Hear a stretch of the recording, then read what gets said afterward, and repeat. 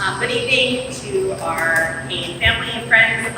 This is a public hearing for Keane's identification of receivership. We are required by New York State Education Department to notify the public 30 days within the start of a school year of Keane's identification in receivership, what that means for a school overall, and then ultimately what we're doing to take steps either in our ELA and math scores and our achievement for students, in ELA and math, or attendance, safety issues in the building. And so tonight's presentation will kind of share some updates about where we are at this point in time, as much as I can certainly publicly share with the community, but also some of the clear action steps that we're taking as a building to address some of the indicators that New York State is holding us to. So we always ground our presentations in the district's vision and mission and tagline. Our district's overall vision is that Schenectady will be a continually improving school district, dedicated to excellence in teaching and learning. Our district tagline, everybody counts, everybody learns, and our values anchored in equity, collaboration, and student learning.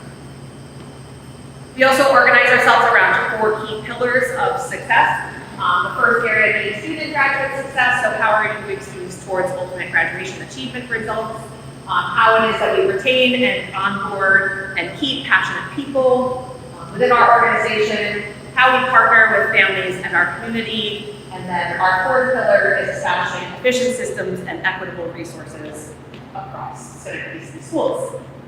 And then we ground ourselves in the vision for Keane Elementary School, where we believe that every child can be successful, that in our community of parents, students, and staff, we instill and celebrate a love of learning, that we are all Keane dragons, and together we will awaken our curiosity, identity, and choice to achieve rigorous academic standards through a culturally relevant curriculum. So for those of you that are following along, there are some slides that you have in front of you. Certainly folks at home can kind of just pay attention to some of these slides around what is receivership. So this comes out of federal law, and that New York State Education Department has established kind of a accountability system for schools that helps us kind of rank where we sit in our ELA and math score achievement. That this is driven under the Every Student Succeeds Act under federal law, and then New York State's accountability system is the state law that drives us. And then ultimately, in receivership, what New York State did, and I'll show you on a subsequent slide, is identify schools that fell into the bottom 5% of schools in New York State regarding achievement for English language arts, math, and attendance. We are required to form a community engagement team, which our community schools coordinator, Mr. Cook, heads and spearheads for our school. And that committee usually meets quarterly to review some of the data that we're experiencing internally. Those are welcome to faculty members of the community, members that we partner with. Really, it's an open invitation for anyone that wants to join us in our thinking around the work that we need to do at Keane. And then we are required to hold this public hearing. As part of receivership, we are held to certain indicators, some of which New York State identifies for us, and some of which we're allowed to choose on our own, and I'll share some of those with you shortly. And really the intent of the law is to help schools from New York State Education Department really turn around. So when schools are struggling, New York State wants to make sure that they help to provide us with some support and regulations to ensure that every student can be successful. But what does this really mean for Keane? So to get specific, and I kind of established a timeline for you so you can see that in 2015 to 2017, Keane's data showed a decline over time. And that identification of showing years of decline put Keane into a level of receivership falling into the bottom 5% of New York State schools for ELA, math, science, and attendance. At that time, the superintendent would serve as receiver, which is still true under the law today, that our superintendent will serve as receiver, which gives him or her power to make some different decisions for this school specifically, if needed.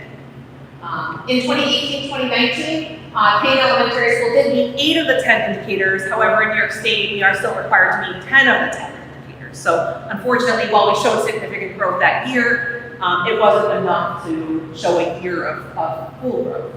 In 2019-2020, as those folks remember, we did go out on COVID, which really put a pause on the New York State accountability system for the next few years, where New York State deemed us in no harm, meaning our state testing scores that once we reactivated the system could not put us further into receivership. Rather, would just hold us kind of a status quo where we were prior to COVID. And that in 2022-2023, schools in receivership were going to remain in receivership per the New York State Education Department, and that they started a modified exit criteria in July 1st of 2023. In 23-24 last year, we reset some of our progress targets based on some of our indicator groups. And this year, we are going to continue to monitor the progress targets and wait for the state to review our progress. So after New York State testing, they review our progress, and probably in the next few months, we'll get some embargo data released to us so that we can kind of make some determinations of where we stand. So oftentimes people ask, how do we get out of receivership? Really, the New York State testing is clear indicators. So the New York State test in ELA and math, so our students that will sit for this test, I highlighted up here on the slide, in grades 3, 4, and 5, they will sit for this test in late April, early May, for ELA and for math. And our attendance achievement, which is measured at the end of the year, so we do require our children to be here 90% or more of the school year. Ideally, we would love to have children here 100% of the school year. But certainly we do understand that children get sick, and that there's excusable reasons for children to be absent, but really what we are held to is what's called a chronic absenteeism target, which we'll talk about shortly. So really, how do we get out? We show 2 consecutive years of growth across the indicators that I'll talk to you about shortly. And that once we kind of hit those targets, we are removed from the CSI status. And then we can come out of this level of receivership, and we would move into what's called comprehensive support and improvement, or targeted support, depending on our achievement levels. And then we follow our continuation plan, which I'll share with you shortly what we do in our continuation plan, and continue to monitor our growth. I think in the public hearing portion, it's really important to know that we don't do this work in isolation, that this is a partnership with our families and our community to ensure that all of our children can be successful. So these are the demonstrable progress indicators that we identified for last year and that we still are holding true to for this year. I highlighted some of the areas that we made changes to last year because we did have to adjust some of our demonstrable progress indicators because some of the indicators that we had previously, we no longer had a subgroup for. And so New York State said, you don't have enough children in this subgroup anymore, so now you need to pick some new ones. So those are the ones that are highlighted so that you can see some of those changes. And sometimes New York State assigns us some targets based on some of our other performances. So certainly school safety was added here, how our students performed on the ELA. As a growth target is this one that's up here for 33. And then when you see ELA ED, that stands for economically disadvantaged. So oftentimes our children are compared to how are children that are living in poverty doing compared to children that are above the poverty line. And so we make that comparison to make sure that our system is meeting the needs of all. And so these are the indicators that we held to. Level 1 indicators are indicators that New York State assigns to us. We don't have a choice. They tell us you have to do these indicators. Level 2 indicators are the ones that we're allowed as a building to make some choices around. And so you'll see, and I'll speak to some of these that we make choices around about the work that we think is really important in addition to supporting our students with English language arts and math instruction and attendance. But certainly our community school model down here for indicator 2, how it is that we engage our families and communities is an important indicator for us as well, as we are a community school. And then certainly like getting eyes on classrooms and seeing what's actually happening at the classroom level is also an important piece for us to monitor and watch. And so you do have this slide in front of you. I did have to put a big bar down what's considered embargo data. I'm not allowed to speak to it publicly necessarily. I can give you some roundabout things of what I'm seeing as trends and patterns, and I'll speak into those in subsequent slides. But really, I think that we are seeing some really positive trends at Keane Elementary School, both in English language arts, in math, and among chronic absenteeism reduction. So I'll talk more details with you there. But you can see what I did on this slide. Some folks might have it in front of them. It just does outline for you kind of where we were in 23-24. This column will say whether we met this target or not. And this will show you our target for 24-25 and then 25-26. And so what New York State is saying is across these 3 years, it's not that you just have to hit one target, you have to continue to close that gap over time. And so this slide, I think, captures really nicely how we have to show our growth over the course of 3 years. And so oftentimes people ask, so what are you doing at Keane Elementary School to close these gaps? What are some turnaround strategies that this school needs to really try to use? And so in our continuation plan, we break this down into 4 areas. So what we know is that teachers that get to learn together will grow together and they form better instructional practices. And so professional learning communities are a core turnaround strategy for us. This is a New York State approved strategy as well. But this looks like teachers coming together throughout the course of the day, analyzing student work, talking about curriculum and instruction, analyzing how students are doing on assessments, and making changes for the children who's are achieving proficiency on some of these quizzes and tests, and what are we doing about the students that maybe are just about there, and then what are we doing for students that are well below where they need to be at this point in time. So that's what a professional learning community will do for our teachers. We also have our special area teachers as part of professional learning communities this year. So our art teacher, music teacher, PE teachers, our social work staff are all part of these professional learning communities, because we do know and understand that we wrap around a child, and that a child learning vocabulary in English is just as important as them learning that same vocabulary word and what that might mean in phys ed. And so our teachers are actively part of that PLC on A days and B days in our rotation. Another turnaround strategy we have is the community school model. As I mentioned before, Mr. Cook is our community schools coordinator here at Keane Elementary School. We are growing our community school. We are still continuing to assess our families to determine what are the needs and what are the barriers that some of our families experience related to school, and how do we help dismantle some of those barriers that exist and makes Keane a very welcoming place that really solicits families' voices inside of the work that we do in our schools. Restorative justice is another turnaround strategy, and so the way that I kind of describe this to the staff is that most of us have probably lived in a punitive disciplinary model where we got punished for the things that happened to us at school. Sometimes that looks like detention, suspension, expulsion from school. And what we understand deeply in an organization is that we are a teaching organization, that kids aren't being naughty or making some choices that aren't healthy for them because they want to, but rather they might not have the skills necessary. And so how do we help support children in coping mechanisms that they might need for dealing with stressful situations or solving conflict with friends? And so we have a full-time restorative justice specialist named Mr. Aaron, who works inside of our school, and thinking about, yes, there are times where we implement a code of conduct and that there could be a punitive measure for a behavior, but oftentimes we try to get to the root cause of what's happening with a child in order to help teach into the behavior we hope to see at school.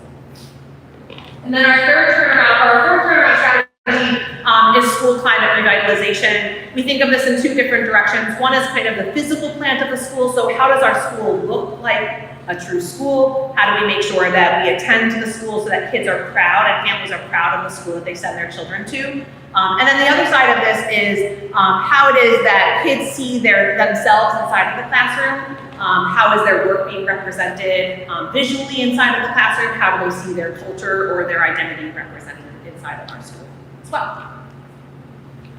Okay, so some indicators. What I did break down for you is this is the first indicator. You have it probably in front of you. If you want to take a closer look, you can certainly write down any slides that you want for yourselves. But what I tried to break down is what has our performance been since 2018 to 18-19, 21-22, 22-23, and then this most recent, which I can't reveal to you, but under here is a pretty nice number. That's an increase from where we were last year. But I also indicated to here where COVID hit, so that you can see this is really the number that you want to see go up over time.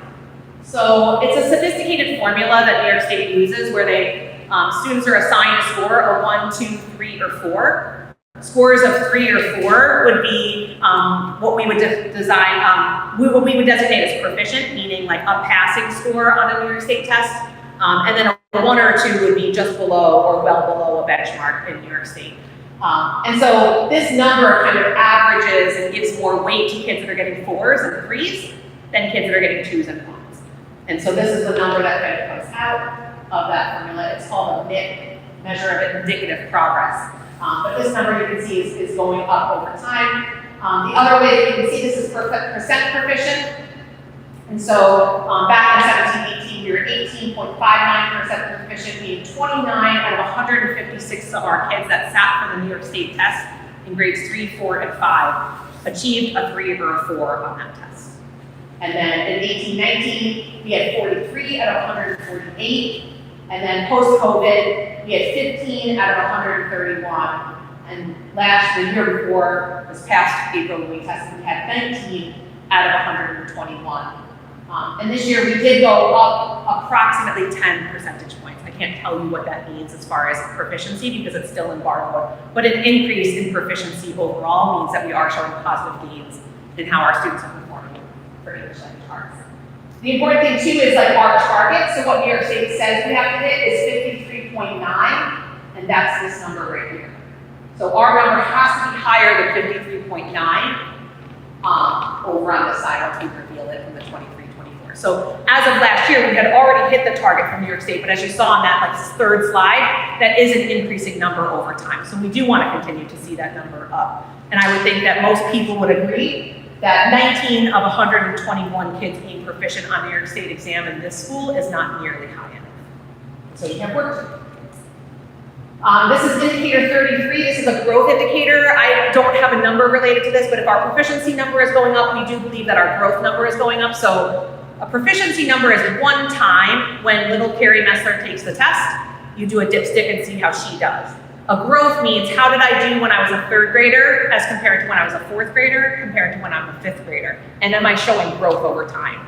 And so New York State has to do a sophisticated algorithm. Usually it comes out late November, December for us to get this report from New York State Education Department. Again, this is another growth indicator that we don't know until New York State reveals it to us. But again, if we're increasing our proficiency, ideally we probably are seeing growth among our students overall. And then a similar number, this is how our economically disadvantaged students, so just to go back a few slides, this indicator is how all kids do. So this was a 57.85. And then this is specifically how is it that economically disadvantaged students do. So when we put the students who live below the poverty line, and that it comes to us from census information that we capture, how is it that our economically disadvantaged students compare to our non-economically disadvantaged students? So overall, if the performance is around a 57 and our economically disadvantaged students are performing around a 53, it's relatively close. We've pretty much closed an achievement gap that could exist for children that live in poverty as compared to non-impoverished categories. And again, this target in this area is a 42.8. And obviously, as of last year, we were at a 53.43. And we do anticipate our number going up in this area as well. And so these are some of the things that we do in English language arts in order to help support students with their English language instruction. And so if you have a child in our school, you should be hearing some of these things. Some kids should be talking about Wit and Wisdom. That's our core ELA program. They might talk about it as a module. They might be talking about, in 4th grade, they're learning about the figurative and literal heart.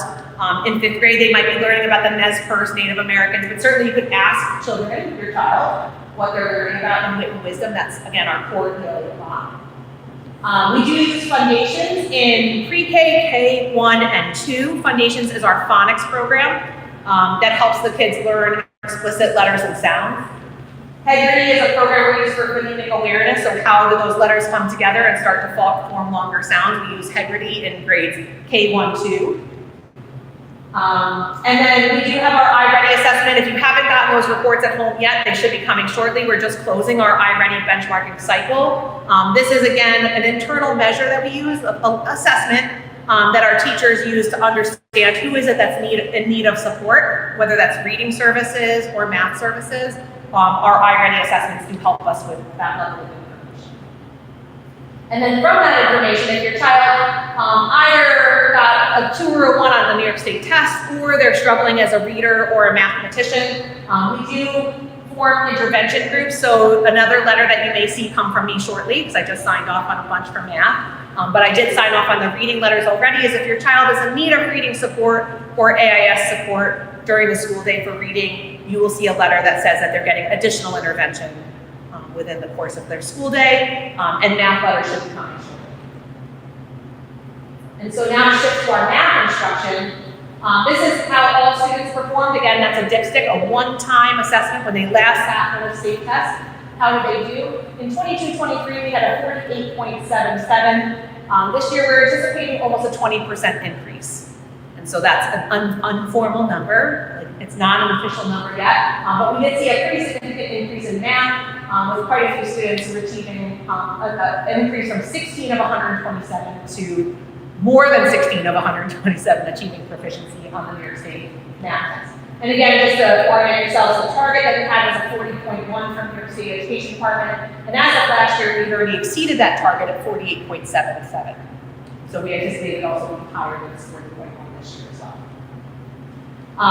This is again a comparison. You'll see this ED label up here. So indicator 115 says, how do our economically disadvantaged students compare? So here you'll see we're at 47.77 or 48.77 here for all students. Economically disadvantaged students at 44.17. And statistically, this is close enough that we wouldn't necessarily see this. This could be one child, or even a percentage of how a child performed on the state test. So it's not statistically significant enough to say that that's not a big gap. If it was 20 points difference, we would look at that and say, why is our instruction benefiting our non-economically disadvantaged students at a better rate than our economically disadvantaged students? And what might they need in order to help close that gap? And again, that target for New York State was at 34.5. Last year we were at 44.7, and we do anticipate almost 15% increase. This is a growth indicator, so similarly to the ELA, New York State does not calculate growth just yet. They ask to have a little bit of extra time while they continue to do their algorithms for a growth measure. And so some of the things that we're doing in math, we do have a brand new math curriculum this year. So similarly to Wit and Wisdom for a core ELA program, we just secured a new math program that's through iReady, which you might be like, oh, that's the same thing as the benchmark. It is the same product design, but they also offer a curricular solution. And so our teachers are learned about this math curriculum this summer. They attended professional development at the beginning of the school year in order to launch this new math instruction, which we think will be a much better solution than the Eureka math that we used previously. We also this year have, we piloted this last year, but it's the intervention that we use for math. So if your child is receiving math intervention support, Bridges is the intervention that we use to provide students with what's called AIS math support, academic intervention support. We also have a product called Reflex, which is kind of a gamified way of kids playing numbers and playing with math fluency and math concepts. So that's another product that we have in order to help address some of the math issues. We also have a full-time math coach. We have that common planning time of professional learning community. And we purchased all new math manipulatives. So those are little like cubes or counting blocks that the kids can use. We have plenty of those for every single student inside of our school that aligns to the core math program. We have 2 math AIS teachers and a math teaching assistant that helps support math instruction. And now for our attendance indicator. So this number is kind of confusing, and so I want to make sure that I keep drawing our attention to the fact that we want this number to go down. So this indicator is what's called a chronic absenteeism rate. So the way that I think about this and the way that we break this down inside of school, Ms. Greggs is our attendance specialist for Keane Elementary School. Chronic absenteeism means that a child is missing more than 10% of the school year. So in a 180-day school year, it's a child that's missing 18 days or more. That could be an excused absence, it could be an unexcused absence. In the eyes of New York State, an absence is an absence because a child is missing out on instruction in the classroom. So anything more than 18 days across the course of a school year puts a child into a chronic absenteeism category. And so Ms. Greggs and our attendance team monitor this data daily, weekly, and then she pulls the team together every week in order to analyze who is it that may be falling behind. And so in September, we've already been through a month of school, so she's already looking at those numbers to see if a child has been absent already 2 times, it's putting them on track to be chronically absent. If they were to miss 2 days every single month of school, it would put them into this category. And so she has a team of people that make phone calls, try to find out what's the reasons that children are absent and how do we help support families in getting their children here every single day of school. And so what you can see is before COVID, we were hovering around a 15% chronic absenteeism. That means that 15% of the 300 kids that attended Keane Elementary School were in this category of missing 18 days or more of school. The year of COVID, we went to a 33.7% chronic absenteeism rate. And then in 21-22, post-COVID, our chronic absenteeism rate skyrocketed to 69.3% of our children were chronically absent, meaning in this year alone, they missed more than 19 days of school, 69% of the population. And then last, in 22-23, we made a pretty significant reduction, and getting only 8.3% of our students were chronically absent, but that's still more than half of our population in grades 1 through 5 were chronically absent at school. And then as we closed up last school year, our overall rate was a 47.7% chronically absent. So we're just below that 50% mark, but that does mean that over 50% of our school missed 19 or more days of school. And some of those kids might have missed 45 days of school, some of those kids might have just missed 19, but regardless, when you're missing that much school, you're really missing out on really important instruction, whether it's something from Wisdom, iReady Math, your intervention group. So that's why attendance and being here 100% of the time really does matter in school. Our target for New York State is that we can have no more than 66% of our population chronically absent. And so hitting a 47.7% target does mean that we did meet this indicator for attendance. Some people like to see this sliced a slightly different way. So I showed on this slide, you can see it a slightly different way, where we look at the average daily attendance rate. So on any particular day, how many children are actually attending school. And so this number up here captures the increase that we've seen over time, and most recently of last year at 87.26% of our kids are attending school pretty regularly. And then I broke it down, we look at this by grade level, although these two grade levels are not considered in our count for New York State, because New York State only looks at grades 1 through 5 for chronically absent. Our building overall, Ms. Greggs' attendance team does look at pre-K and K to see how many kids are chronically absent in those grade levels. So this does give you a breakdown by grade level. I would say that these numbers are pretty alarming because this is where kids learn to read. And so when we have that many kids in pre-K and kindergarten that are absent when they're supposed to be learning their letters and sounds and how letters come together to form words and words form sentences, it is really a very hard gap for us to close over time when children are missing out on the foundations of learning to read and learning to do math and what numbers mean and their sense of numbers. So these numbers are a place that we really do want to intervene in pretty intensely, because this is almost 60% of our pre-K kids being absent that much means that they're missing out on a lot of really important instruction. This does give you a breakdown by grade level, so it shows you a slightly different way. Kindergarten here at the top, and then for chronic absenteeism, that we had most kindergartners chronically absent, followed closely by fifth graders.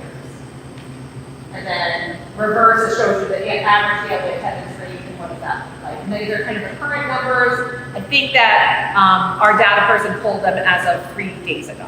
And so you might be saying, what does it look like right now? At this point, we're at a 32% chronic absenteeism rate, but we've only been in school for, say, 20 days. And so this would be kids that have been absent for 2 or more days fall into this number. And then our average daily attendance rate is a little higher than it was last year at 89.4%. This does show you a slightly different view. This is where we were in September of 23-24. This is at 91.15 for our average daily attendance. We're just a little bit below that 89.7. This is as of September of this year. But you can see what happens across the course of the school year.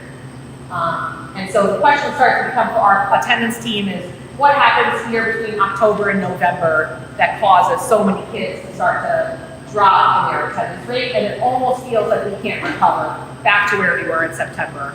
And so our attendance team tries to dig in to figure out why is it happening.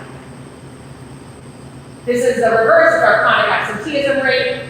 You can see how this number fluctuates. This is where we were in September 23-24 at 29%, where we are right now at 27%, so a little bit less than where we were last year. But you can see how this number sort of starts to creep up and then how we kind of ended last school year around 49. And so what are some of the things that we do?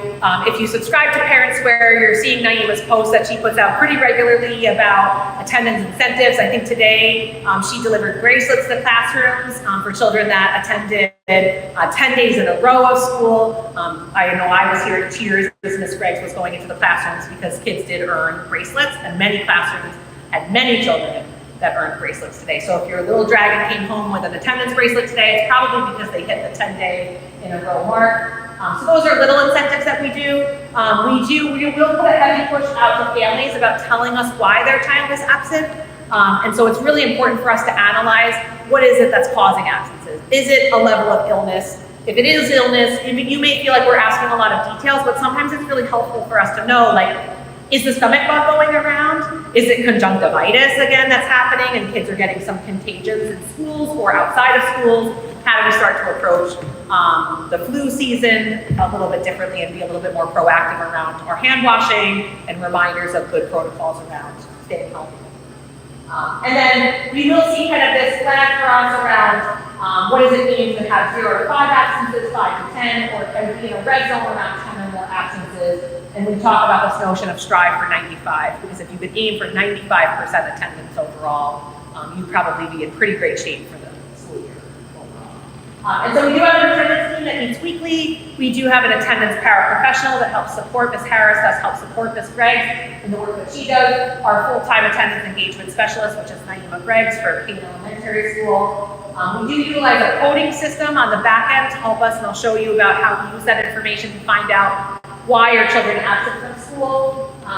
We do have obviously Parent Square pushes that we push out. We do home visits with our social workers, Ms. Greggs, and some of our other community folks will go out and do home visits to see what else we can do to help get to school and what are some of the barriers that exist. So this does capture some of the excuses that we use or some of the reasons that we get from families about why their children are absent. And I can tell you that overall, when we look at this, the number one reason why children are absent, again, falls into an illness category that we're finding that kids are still getting COVID, kids are still getting the flu, they still get RSV was big last year, and Coxsackie virus. So there's the things that just kind of, kids come to school, they sneeze and they share germs at school in such a nice way, I guess. But then certainly kids do get sick in the classrooms and also in visiting other families and friends. So illness is still a major category, followed closely by appointments. And so if a family has an appointment, what we would say is send them to their appointment and then bring them to school, or sign them out early if you need to bring them to an appointment. But there should not really be a reason why a child would be out for the full day for an appointment unless it was certainly a longer medical type of appointment. And then the other third top category is vacations, which is also an unexcused absence for children. But we would ask families to really try to plan vacations around our school-based vacations that the district does offer, rather than pulling your child out early to go to New York City for a long Friday weekend or extend that vacation through Monday, because certainly there is still learning going on at school, and when your child is absent, even if they're on a vacation, learning is still moving forward. In kindergarten, that looks like letters and sounds that are being taught those days, and that might mean that your son or daughter is missing out on those letters that are being taught on those days. The other indicator area that we were cited for in 21-22, what was considered a weapons possession inside of our elementary school. It was a child that had a knife at the time. And so New York State Education Department said we had a higher rate than any other school in New York State. And so we were identified for being a school in need of a safety plan. And so because of one instance in 21-22, we now monitor school safety throughout the course of the year. And in 22-23 and 23-24, we have no longer had these high-level offenses. And you can see what these high-level offenses are: falling into a homicide category, a sexual offense at school, physical assault, or a weapons possession. And remember, these codes exist for kids in pre-K through 12th grade. And so it is a New York State coding system that we have to use, and sometimes the interpretation of that seems like really an elementary school, but it's the same coding system in New York State regardless of the grade level. And so New York State says we can't have higher than a 2, and obviously we're at a 0, so we've met that target. I did want to play out for people to see from 22-23 to now kind of where we are in September 24-25, what has been our out-of-school suspension rate over time. And so last year, in June of 22-23, we ended with 24 suspensions. Last year, we ended with 18 suspensions overall.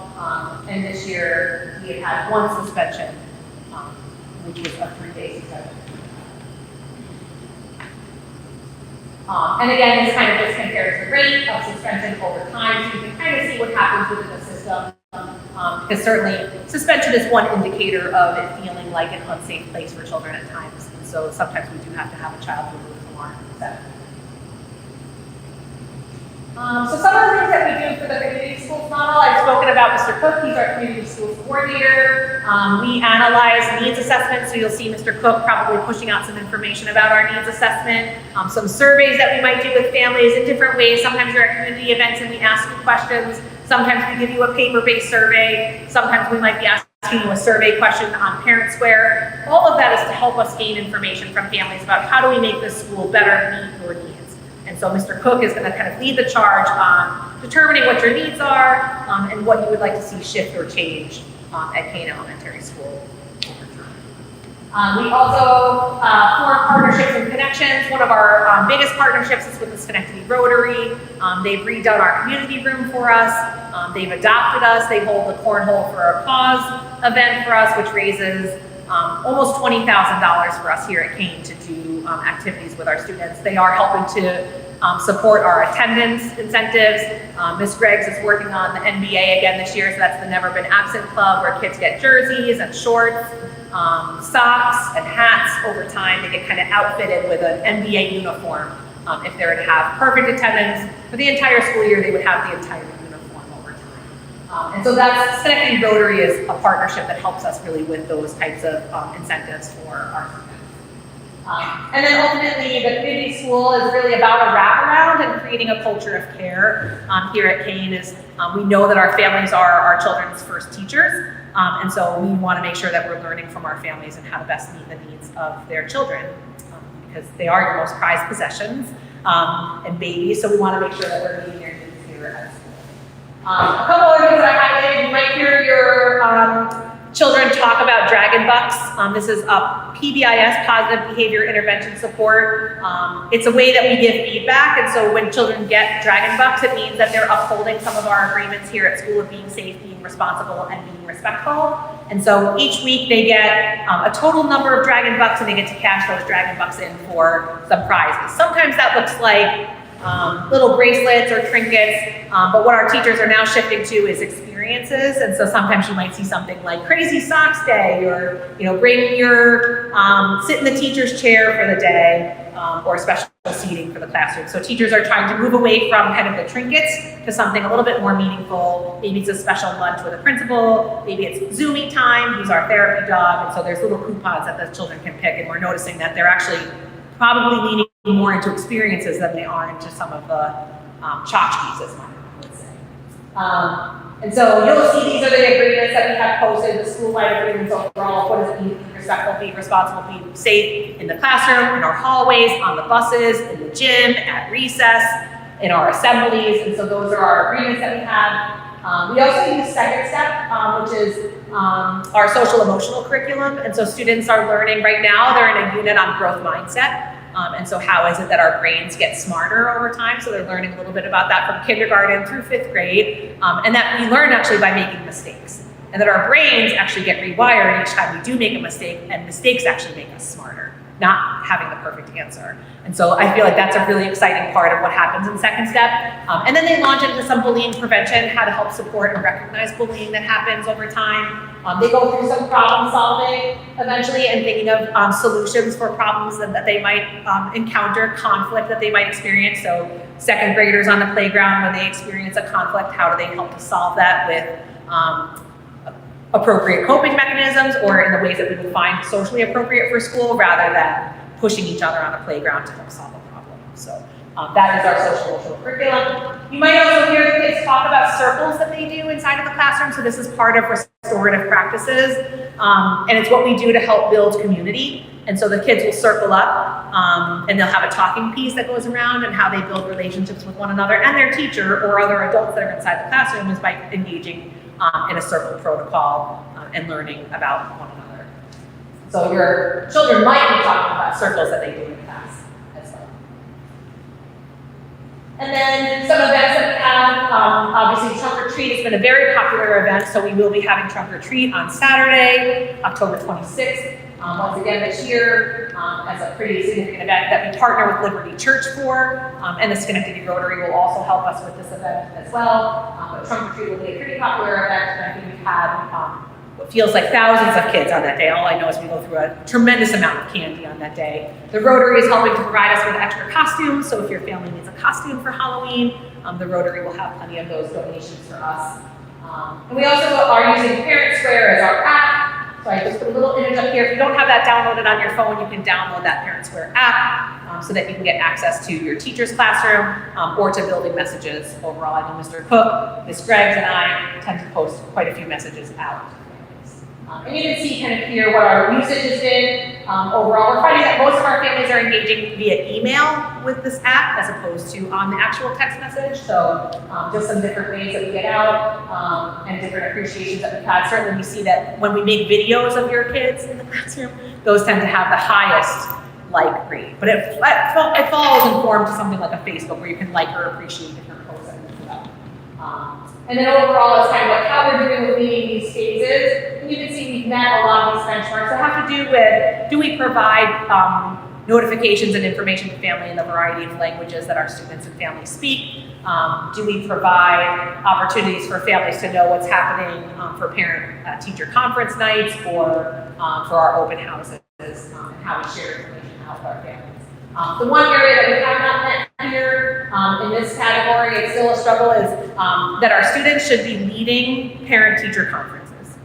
And so that's a big shift for our staff overall, because traditionally it's been the teacher that leads that parent-teacher conference, but our goal over time is to get children into a place where they are really the ones that are driving that conference and sharing with you, mom or dad, what it is that they're working on in school. That's cool. But right now, unfortunately, what happens is our parent-teacher conferences are at night, or after school hours sometimes, or in the afternoon part of the day. And so it's not, we don't have the kids as a captive audience to lead that conversation necessarily. So some barriers here. And then this walkthrough that I talked about, we are launching a new tool called Bullseye.